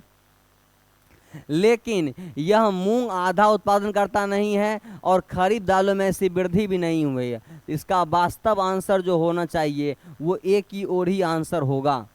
आगे बढ़ जाते हैं, अगला क्वेश्चन व्हाट नेक्स्ट में देखो कौन सी फसलें हैं। तो आगे है आपका ज्वार, बाजरा रागी, ज्वार बाजरा रागी, वही जनेरा जो आप कहते हो, ये बाजरा कहते हो, वही सब पढ़ना है आपको। देखो फसल प्रकार में खरीफ देखते हैं तो क्रॉप टाइप ये जो है वो ऑब्जेक्टिव पूछा जाएगा कि ज्वार बाजरा रागी किस प्रकार की फसलें हैं, तो बाबू ये खरीफ प्रकार की फसलें हैं। तापमान 27 से 32, मतलब उच्च तापमान वाले इलाका में इसे अच्छा से उपजाया जा सकता है। वर्षा के भी कम मात्रा 50 से 100 की चाहिए आवश्यकता होती है, और जलोढ़ और दोमट दोनों मिट्टी में ये अच्छे मात्रा में उपजाए जाते हैं। यदि आप देखोगे बाबू तो आपको थोड़ा समय बता दूं, यही आपका वो ज्वार है, ये ज्वार है, ये आपका बाजरा है, ये ज्वार ये बाजरा और ये रागी है। तो ज्वार बाजरा रागी तीनों आपके पास है, आपको शायद कलर ना दिख रहा हो, ये बाबू इसे हम ज्वार कहते हैं, ये आपका बाजरा है और ये आपका रागी है। तो ज्वार बाजरा रागी आप शायद पहली बार ही समझ रहे हो, क्योंकि आप लोग ये शायद खाते भी नहीं होंगे। आप लोग तो गेहूं पिज्ज़ा बर्गर मोमोज खाने से फुर्सत नहीं मिलता, तुम कहाँ रागी बाजरा खाते फिरोगे। देखो यहाँ ज्वार के बारे में बताया जा रहा है, तो ज्वार के बारे में क्या बातें हैं वो देखते हैं। कम और बिना सिंचाई वाले नम क्षेत्रों में उगाई जाने वाली वर्षा आधारित फसल है। कहने का मतलब यदि कम मात्रा में वर्षा हो रहा हो, ज़्यादा आपको देख रेख की आवश्यकता नहीं करनी पड़ेगी, यदि उस क्षेत्र में रखना हो तो ज्वार आप बो सकते हैं। दूसरा है बाजरा, रेतीली मिट्टी, मतलब जहाँ पे बहुत बालुई मिट्टी होती है, जैसे मध्य प्रदेश का क्षेत्र होता है, वहाँ बाजरा पर्याप्त मात्रा में, और काली मिट्टी में बाजरा खूब होती है। लाल काली रेतीली दोमट उथली और काली मिट्टी में ये खूब मात्रा में अच्छी उपजाई जाती है। तो आगे देखते हैं आपका शीर्ष ज्वार उत्पादक राज्य महाराष्ट्र कर्नाटक और राजस्थान। महाराष्ट्र जहाँ पे वर्षा की मात्रा कम होती है वहाँ पे ज़्यादा मात्रा में ये उपजाए जाते हैं। आगे बढ़ते हैं, ज्वार के कुल वैश्विक उत्पादन में अमेरिका देखो ज्वार में नंबर 1 स्थान रखता है। देखो कहता है वैश्विक उत्पादन में अमेरिका पहले स्थान पर, जबकि भारत 5वें स्थान पर है। अमेरिका पहले स्थान पर ज्वार उपजाता है, जबकि भारत 5वें स्थान पे है। शीर्ष बाजरा उत्पादन में राजस्थान कह सकते हैं, उत्तर प्रदेश है और हरियाणा, मतलब जहाँ पे वर्षा कम होती है उस क्षेत्र में ज़्यादा मात्रा में ज्वार उपजाए जाते हैं। फिर उत्तर प्रदेश है, फिर हरियाणा है। रागी देखो शीर्ष रागी उत्पादन में कर्नाटक तमिलनाडु और उत्तराखंड यहाँ पे श्रेष्ठ राज्य में आता है। संयुक्त राष्ट्र महासभा 2021 में अपने 75वें सत्र में 2023 को अंतर्राष्ट्रीय बाजरा वर्ष घोषित किया गया है। तो कहा जाएगा बाजरा वर्ष किसे घोषित किया गया है, तो बाबू ये 2023 को 75वें सम्मेलन में बाजरा वर्ष के रूप में इसे मेलिट ईयर के रूप में इसे घोषित किया गया है। ऐसे वनडे एग्जाम में क्वेश्चन पूछे जाते हैं। ज्वार में देखो महाराष्ट्र नंबर 1 स्थान पे है, और महाराष्ट्र आपका ये वाला इलाका जो है बाबू वही महाराष्ट्र का इलाका है। दूसरा यदि कहेंगे तो यहाँ पे देखो प्रोडक्शन रेट ऑफ ज्वार के रूप में ग्राफिकली दिखाया गया है। तो ग्राफ आपको देखो यहाँ पे 5.28 मिलियन टन है, और यहाँ पे देखेंगे तो 4.15 मिलियन टन है। तो दोनों के यदि कंपेयर करेंगे तो 2013 से लेकर के 2022 में ये पिछले 10 साल में ज्वार उत्पादन में कमी का सामना करना पड़ा है। तो ज्वार उत्पादन में कमी आई है।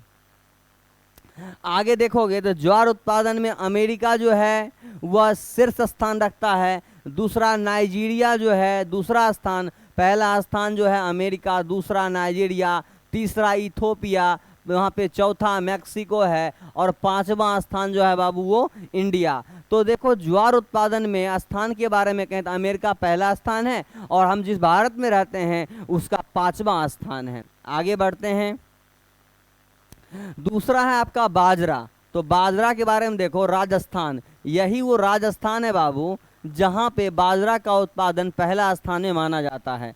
और आगे देखेंगे तो यहाँ पे आगे आपका रागी है। तो रागी का उत्पादन सबसे ज़्यादा कर्नाटक में होता है।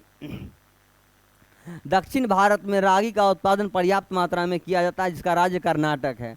आगे बढ़ते हैं, व्हाट नेक्स्ट में क्या दिया गया है बाबू। तो आगे मक्का, मकई खेती के बारे में। आप लोग मक्का का पिप वगैरह बहुत खाते होंगे और मक्का आपको पसंद भी होगा खूब। देखो यही मक्के की पिप होती है जो आप लोग इसे आग में पका पका के खूब खाते होंगे, तो वही मक्का के बारे में बात कर रहा हूँ। देखो मक्का फसल के प्रकार में ये खरीफ फसल है। तापमान 121 से तापमान जो है 21 से 27 डिग्री सेल्सियस तापमान की आवश्यकता होती है। वर्षा 50 से 100 मतलब कम वर्षा में बोए जाने वाले ये फसल हैं। मिट्टी इसके लिए बहुत ही पर्याप्त मिट्टी एलुबल सॉइल मानी जाती है, जो यहाँ जलोढ़ मिट्टी के रूप में हो। जलोढ़ कहने का मतलब जल द्वारा ढोकर लाई गई, जल द्वारा ओढ़कर लाई गई मिट्टी को यहाँ जलोढ़ कहते हैं। मतलब जल कहीं से बह के जल के साथ जो मिट्टी आई वही जलोढ़ मिट्टी के रूप में है। और भारत दुनिया भर में सिर्फ सबसे बड़ा उत्पादन करता है, मतलब छठवां देश जो है वो भारत मक्का के उत्पादन में है, जबकि अमेरिका जो है बाबू वो नंबर 1 स्थान रखता है। अमेरिका पहला स्थान रखता है, जबकि भारत छठा स्थान रखता है। सर्वोच्च उत्पादन में मध्य प्रदेश पहला स्थान है, दूसरा कर्नाटक है, तीसरा बिहार है। मतलब राज्य में देखो मध्य प्रदेश पहला स्थान है, कर्नाटक दूसरा स्थान है, जबकि बिहार तीसरा स्थान है। तीसरा स्थान आपका बिहार रखता है और बिहार में भी अच्छी मात्रा में मक्का की खेती की जाती है। उच्चतम प्रति हेक्टेयर की बात करेंगे तो कर्नाटक जो है सबसे ज़्यादा प्रोडक्शन करता वहाँ पे माना जाता है।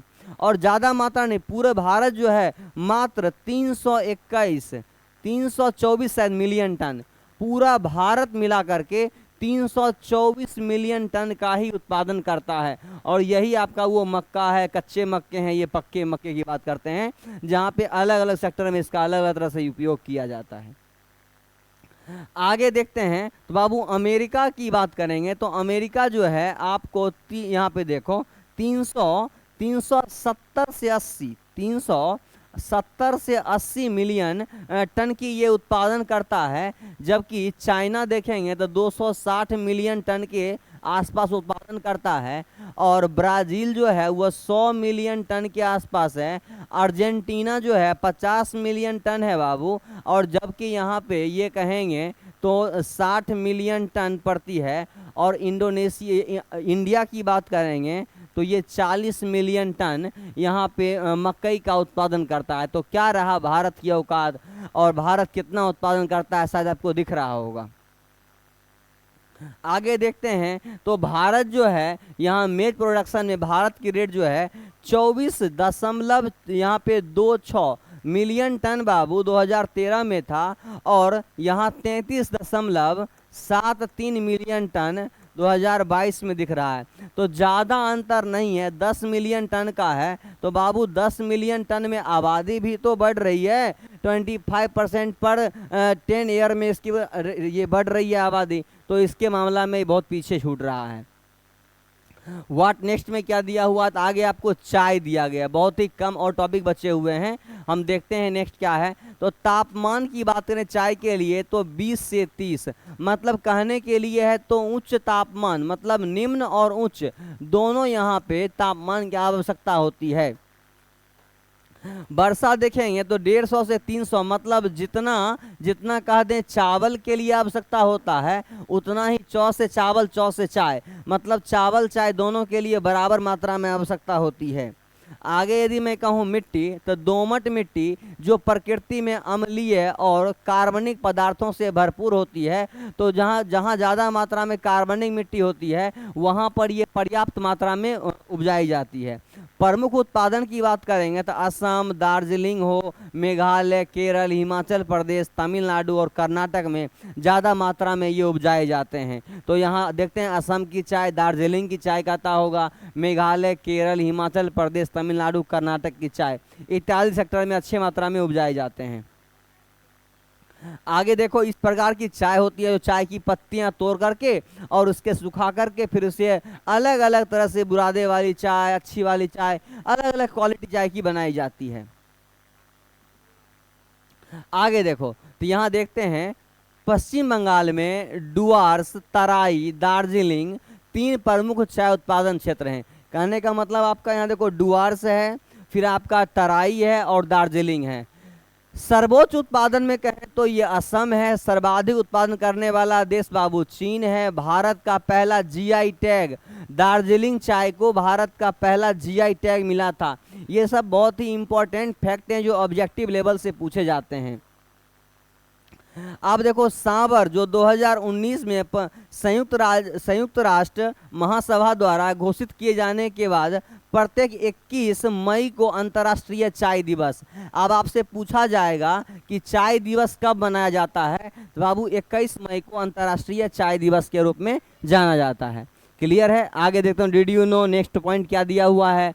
तो चाय बोर्ड बनाया गया, और चाय बोर्ड कैसे आया सो देखते हैं।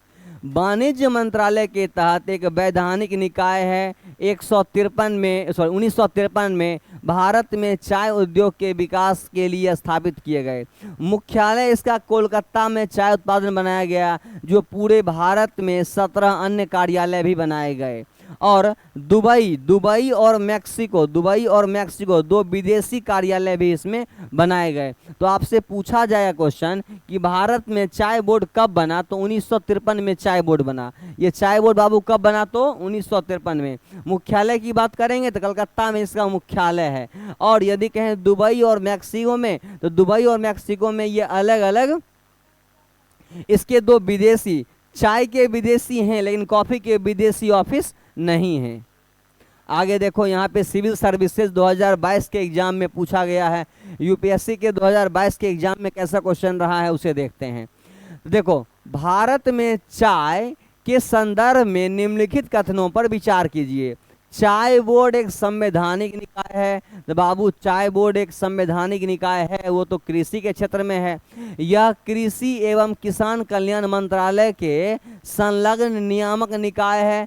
चाय बोर्ड का प्रधान कार्यालय बेंगलोर में है। तो बेंगलोर में तो चाय का है नहीं, तो जहां जहां भी 3 दिख रहा है 3 को हटा दो। जहां 3 दिख रहा है एलिमिनेट कर दो। बेंगलोर नहीं, कलकत्ता में है। इस बोर्ड में दुबई और मैक्सिको में विदेशी कार्यालय है। तो जहां देखो 4 है वही आंसर होगा। 4 यहाँ भी है, 4 वहां भी है, लेकिन देखते हैं 2 है क्या, इसका 2 आंसर है। तो यह कृषि और किसान मंत्रालय के तहत तो नहीं आता है, कृषि और किसान के तहत नहीं आता है। तो वास्तव में इसका 1 और 4 आंसर होगा। तो 1 और 4 होने के लिए देखो यहाँ 1 और 4 आंसर डी ऑप्शन होगा। तो बाबू यूपीएससी में कुछ इस तरह से आंसर एलिमिनेट करके प्राप्त किए जाते हैं। कुछ बच्चे हैं वो तो मज़े लेके पढ़ते हैं, लेकिन इस तरह के आंसर यहाँ पे चयन किए जाते हैं। तो फाइनली आपका देखो यहाँ पे डी नंबर आंसर दिया गया है। आगे व्हाट नेक्स्ट में क्या दिया हुआ है, तो हम कॉफ़ी देखते हैं बाबू। कॉफ़ी आपको शायद कॉफ़ी आप देखे भी नहीं हो सही से। ये कुछ आपको इस तरह के कॉफ़ी दिखते हैं जो ये लाल लाल रूप में दाने के रूप में होते हैं। यही आपका कॉफ़ी है। जो गुल्लर जो पक जाता है कुछ वैसा आपको कॉफ़ी दिख रहा है। और ये थोड़ा पतले रूप में होते हैं, लाल पके हुए अंगूर के जैसे दिखते हैं आपको कॉफ़ी। ये जो ज़्यादा पक गया है और ये सब कम पका है। कॉफ़ी आपको देख के यही ऐसा ही कॉफ़ी होता है। आप देखो ये कॉफ़ी में तो ये 15 से 28 डिग्री सेल्सियस तापमान, मतलब यदि कह दें चाय से यदि इसका हम कंपेयर करें तो चाय बाबू 20 से 30 डिग्री सेल्सियस टेम्परेचर की आवश्यकता होती है। जबकि यदि कॉफ़ी की बात करें तो कॉफ़ी बाबू 15 से लेकर के 28, कहने का मतलब कि यह डिग्री सेल्सियस टेम्परेचर आवश्यकता होती है। तो कॉफ़ी कम तापमान पे भी अच्छी पैदावार करती है, क्योंकि चाय के लिए थोड़ा कॉफ़ी से ज़्यादा तापमान की आवश्यकता होती है। क्लियर है। आगे बढ़ जाते हैं। तो 1.5 यहाँ पे से 2 मीटर की वर्षा, यहाँ पे 2 मीटर कहने का मतलब कह दो कि 150 से 200 सेंटीमीटर वर्षा की आवश्यकता होती है। मिट्टी में अच्छे जल निकास वाली दोमट मिट्टी इसमें प्रयोग की जाती है। और मिट्टी का परिचय देखें तो आदर्श रूप से 5 से 6 मतलब अम्लीय मिट्टी की आवश्यकता होती है। अम्लीय पीएच स्केल की यदि मैं बात करूं तो 7 पीएच स्केल जो होता है, 7 पीएच स्केल में कहें तो 7 पे यहाँ उदासीन होती है, 7 पे उदासीन होती है। 7 से कम होगा तो यह अम्लीय प्रकृति की होती है, और 7 से अधिक होता है तो यह क्षारीय प्रकृति की होती है। तो बाबू इसलिए यह अम्लीय प्रकृति के रूप में प्रयोग किए जाते हैं। आगे देखते हैं तो कहता है कि कॉफ़ी को छाया में उगाया जाता है। कॉफ़ी का उत्पादन जो होती है बाबू, वो छायेदार क्षेत्रों में कॉफ़ी का उत्पादन किया जाता है। ऐसा कॉफ़ी आपको दिख रहा है। आगे देखो, प्रमुख उत्पादन कर्नाटक, तमिलनाडु, केरल में प्रमुख उत्पादन होता है। मतलब चाय जो है वो असम में चाय और कर्नाटक में कॉफ़ी अच्छा उत्पादन करता माना जाता है। सर्वोच्च उत्पादन कर्नाटक में ही होता है। सर्वाधिक उत्पादन करने वाला देश ब्राज़ील है। मतलब ब्राज़ील कॉफ़ी का सर्वोच्च उत्पादन करता माना जाता है। आगे बढ़ते हैं नेक्स्ट टॉपिक की ओर। तो भारत छठे स्थान पे है। मतलब कॉफ़ी के उत्पादन में भारत 6 पोजीशन पे है।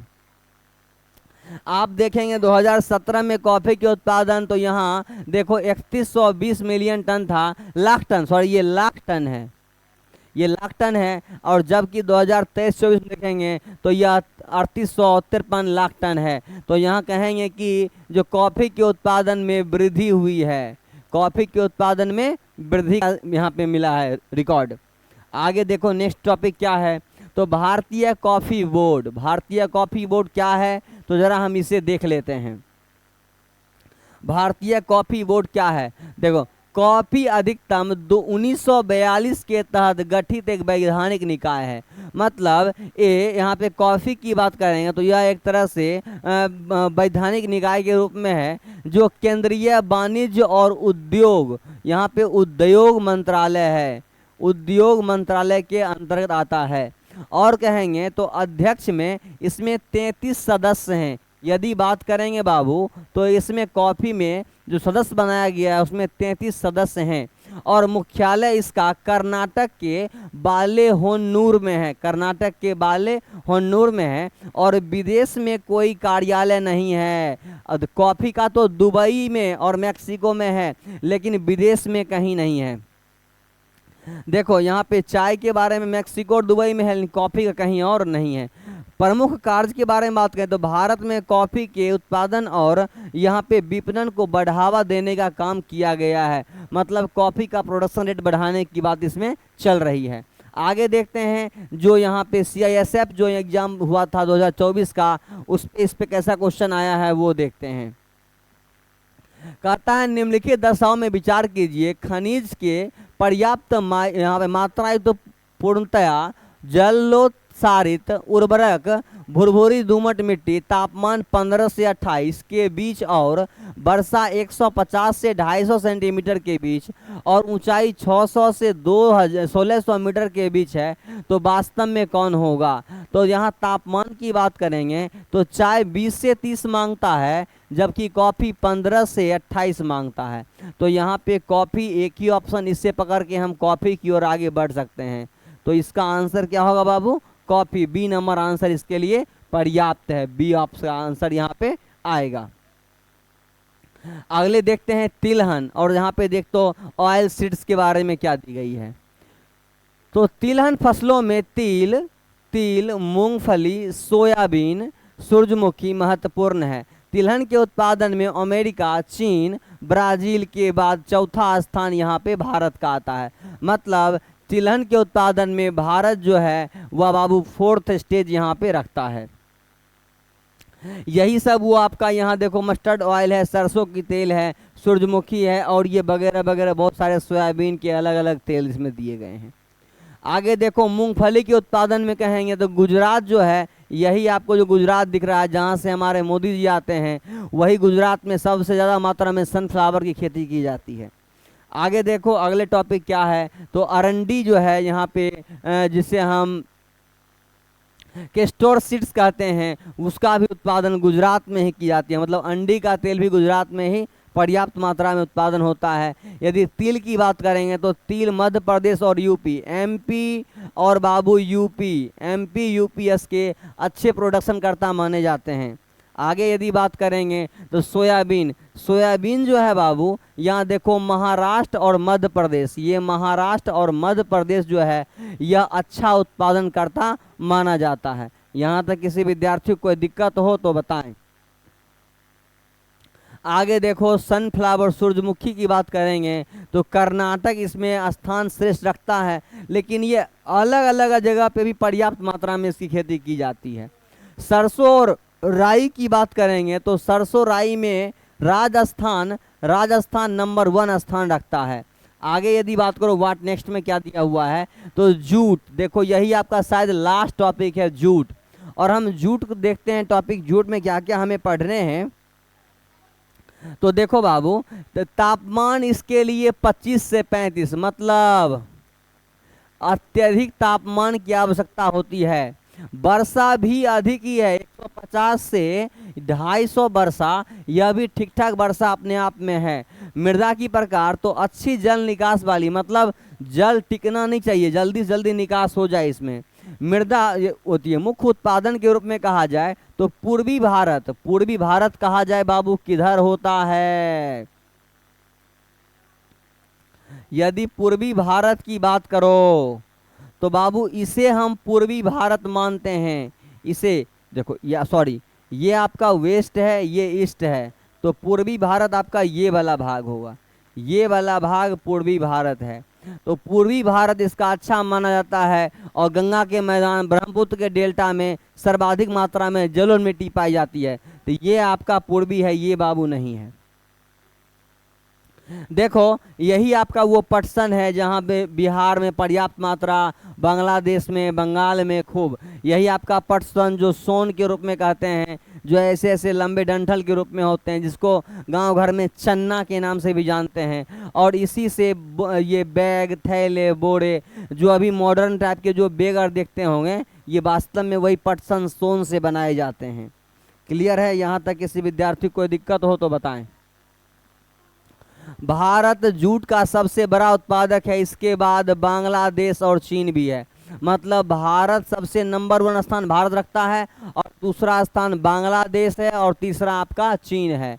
हालांकि रकबा व्यापार के मामले में बांग्लादेश भारत के 7% की कुल तुलना में वैश्विक जूट निर्यात में 3/4 योगदान देता है। मतलब यहाँ पे 3/4 भाग वहाँ पे उसका योगदान रहता है।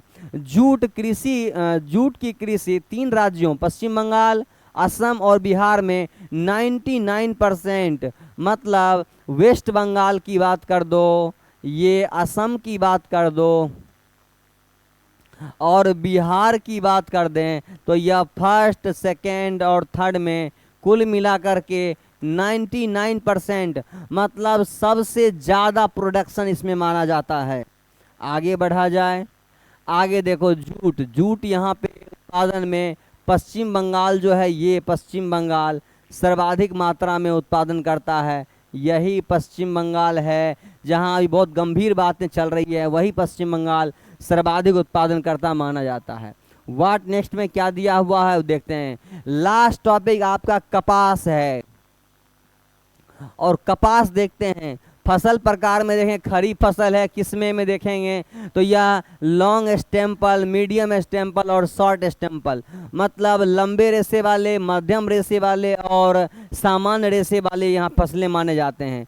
तापमान भी ठीक ठाक है, मिडिल तापमान 21 से 30 डिग्री सेल्सियस तापमान की इसकी आवश्यकता होती है। इसमें कठोर पाला हानिकारक है, कहने का मतलब कपास में यदि ज़्यादा पाला पड़ जाएगा तो हानिकारक है। और कम से कम 210 पाला रहित दिवस इसमें दिवन दिया हुआ है, 210 पाला रहित दिवस की आवश्यकता होती है। जो क्वेश्चन एगो था उसमें पीछे जो क्वेश्चन छोड़े थे उसका यही है। आगे यदि बात करेंगे बाबू तो वर्षा, यहाँ पे वर्षा जितना गेहूं की आवश्यकता होती है उतना ही इसको भी होती है, 150 से 100 सेंटीमीटर। मिट्टी, तो काली मिट्टी इसके लिए बहुत उपयुक्त है, तो काली मिट्टी उपयुक्त है। ये कम इसमें देखें, ये हानिकारक दिन होता है, कठोर पाला इसके लिए है। और उसके बाद यहाँ पे कहेंगे तो वर्षा कम मात्रा में आवश्यकता होती है इसकी। आगे देखो तो यही वो कपास जो आपको रुई के रूप में इस तरह से जो दिख रहे हैं, यही कपास है। और इस तरह से क्यारी बना बना खेती होती है, और यही रुई में बहुत बड़ा योगदान रखता है। आगे देखेंगे शीर्ष कपास उत्पादन में क्रमशः गुजरात, महाराष्ट्र, तेलंगाना, राजस्थान, मध्य प्रदेश है। सर्वोच्च उत्पादक यहाँ गुजरात है, यहाँ पे सर्वोच्च प्रति हेक्टेयर यहाँ गुजरात का ही देखेंगे। और विश्व में कपास उत्पादन सर्वाधिक भारत में, देखो विश्व में कपास का सर्वाधिक उत्पादन भारत में और दूसरा स्थान चीन है। कहने का मतलब भारत यहाँ पे नंबर 1 है, भारत नंबर 1 है, और चीन जो है बाबू नंबर 2 है। कहीं तो नंबर 2 आ रहा है चीन। अब आपको जान के खुशी आया हो कि चलो कम से कम चीन नंबर 2 पे है। आगे देखो, ये गुजरात और महाराष्ट्र जो है बाबू, ये नंबर 1 स्थान रखता है ये जूट और कपास के उत्पादन करने में। आगे बढ़ते हैं तो देखो, इंडिया जो है बाबू लगभग 28 यहाँ पे 28 बाबू मिलियन टन रखता है, जबकि चाइना जो है वह 26 से 25 मिलियन टन के आसपास रखता है उत्पादन। आगे देखो, कॉटन के उत्पादन में यदि हम देखेंगे तो प्रति 10 वर्ष 2013 से लेके 22 की बात करेंगे तो 13 में 31.21% मिलियन टन था, जबकि यदि बात करेंगे तो यह मात्र घटकर कितना रह गया है, तो देखो 14.99, मतलब 50% इसमें डिक्रीजमेंट हरासमेंट आया है उत्पादन के क्षेत्र में। आगे जो क्वेश्चन आपका 2020 वाला पीछे रह गया था, वही क्वेश्चन को हम देख लेते हैं और इतना पे ही आपके आज टॉपिक को द एंड किया जाएगा। तो वही क्वेश्चन है, जो यह फसल उपोष्ण कटिबंध में है, जिस कठोर पाला रहित दिवस, मतलब 210 दिन पाला रहित चाहिए, 50 से 100 वर्षा चाहिए और हल्की नमी वाली चाहिए, उसमें कम से कम पानी लगे, तो इसके लिए उचित दशा कौन सा है बाबू? कपास है, जूट जिसे कहते हैं, कॉटन सॉरी। तो यहाँ पर आपका ए आंसर है। और इतना आपका एक और क्वेश्चन है, आगे देखो एनडीए 2024 का क्वेश्चन है, लेटेस्ट क्वेश्चन है ये।